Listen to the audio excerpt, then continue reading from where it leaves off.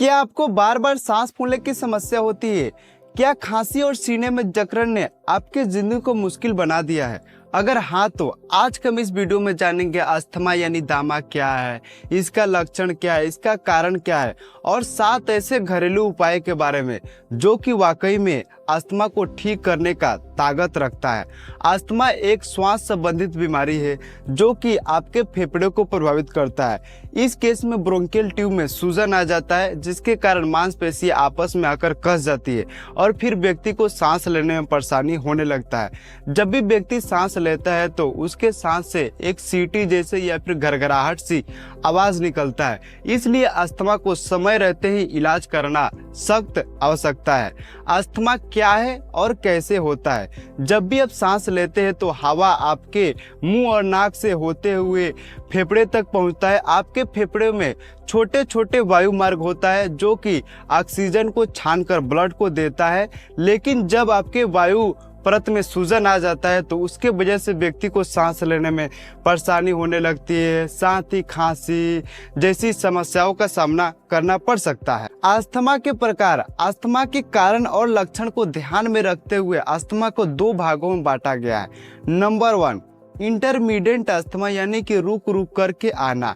इस केस में व्यक्ति को अस्थमा के लक्षण रुक रुक करके आता है, यानी कि कुछ समय के लिए अस्थमा के लक्षण दिखाई देता है जैसे कि खांसी, सीने में जकड़न और सांस फूलने की समस्या होती है, लेकिन बीच में वो व्यक्ति फिर से सामान्य खुद को महसूस करने लगता है। नंबर 2, लगातार अस्थमा। इस केस में व्यक्ति को ज्यादातर जीवन हमेशा लक्षण से ही गुजरता है, जैसे कि उनको हमेशा खांसी रहेगा, सांस फूलने की समस्या रहती है, सीने में जकड़न का सामना करना पड़ सकता है। अस्थमा के लक्षण, अस्थमा से ग्रसित व्यक्ति को कई तरह के लक्षण दिखना स्टार्ट हो जाता है, जैसे कि सीने में जकड़न, सांस फूलने की समस्या होना, जब भी व्यक्ति सांस लेता है तो घरघराहट सी आवाज आती है या फिर सीटी जैसी आवाज आना स्टार्ट हो जाता है। इसके अलावा बार बार इन्फेक्शन के चपेट में आना, हंसते हंसते क्या होता है कि उनका खांसी और तेज हो जाता है और रात के समय सांस लेने की समस्या और उनका खांसी और ही ज़्यादा बढ़ जाता है।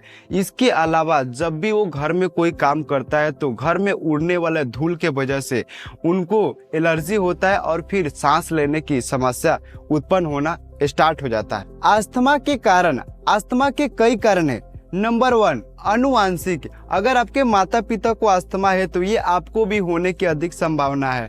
इसके अलावा एलर्जी, यानी किसी चीज से आपको एलर्जी है और आप बार बार उसके संपर्क में आ रहे हैं, या फिर कोई फूड से आपको एलर्जी है, अगर आप उस फूड को खा ले रहे हैं तो ऐसी स्थिति में आपको अस्थमा का सामना करना पड़ सकता है। खराब पर्यावरण के वजह से भी आपको अस्थमा हो सकता है। धुएं के बार बार संपर्क में आना, यानी कि कोई ऐसा काम करना जिसमें आपको बहुत ही ज्यादा धूल मिट्टी का सामना करना पड़ रहा हो, या फिर खदानों में काम करने की वजह से, धुएं की वजह से आपको अस्थमा का सामना करना पड़ सकता है। इसके अलावा अधिक शराब का सेवन करना आपको अस्थमा का बुलावा देने का कार्य करता है। अस्थमा का इलाज, अगर आपको अस्थमा एक बार हो गया है तो उसे जड़ से खत्म करना असंभव है, लेकिन इसके लक्षण को कंट्रोल करना बहुत ही आसान है।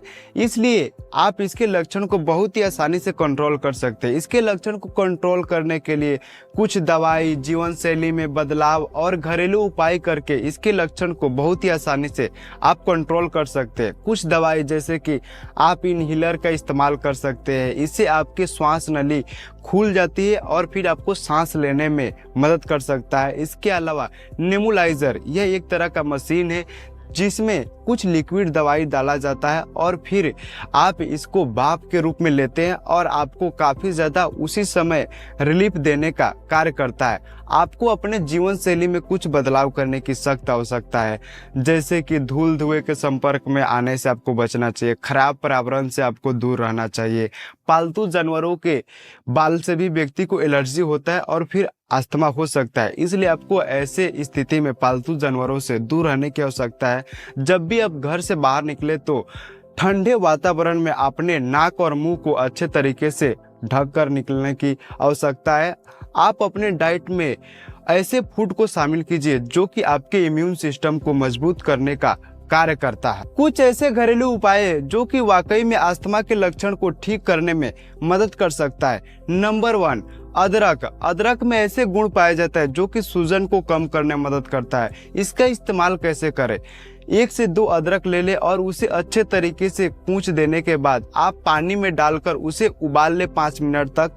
फिर उसे छान करके अलग कर ले और फिर आपको उस पानी का डेली सेवन करना है। नंबर 2, लहसुन में ऐसे गुण पाया जाता है जो कि आपके फेफड़े को साफ करने में मदद करता है। इसका इस्तेमाल करने के लिए सबसे पहले 4 से 5 लहसुन की कलियां को ले ले, उसे अच्छे तरीके से कूच दे। उसके बाद से आप दूध या पानी में इसका सेवन कर सकते हो। अच्छे तरीके से गर्म करने के बाद इसे जब ठंडा हो जाए तो उसको आप डेली पीना स्टार्ट कीजिए। इससे आपका फेफड़ों के सूजन के साथ साथ फेफड़े के नली को साफ करने में काफी ज्यादा मदद कर सकता है। 3 से 4 अंजीर को रात भर के लिए पानी में भिगोकर छोड़ दे और सुबह उठकर इसका सेवन करना है। इससे आपको काफी ज्यादा बेनिफिट होने वाला है। इसके अलावा सरसों के तेल में 1 या फिर 2 कपूर डाल ले और उसे अच्छे तरीके से गर्म करने के बाद जब वो ठंडा हो जाए तो अपने चेस्ट पर अच्छे तरीके से इसको मसाज करने की आवश्यकता है। इससे आपको काफी ज्यादा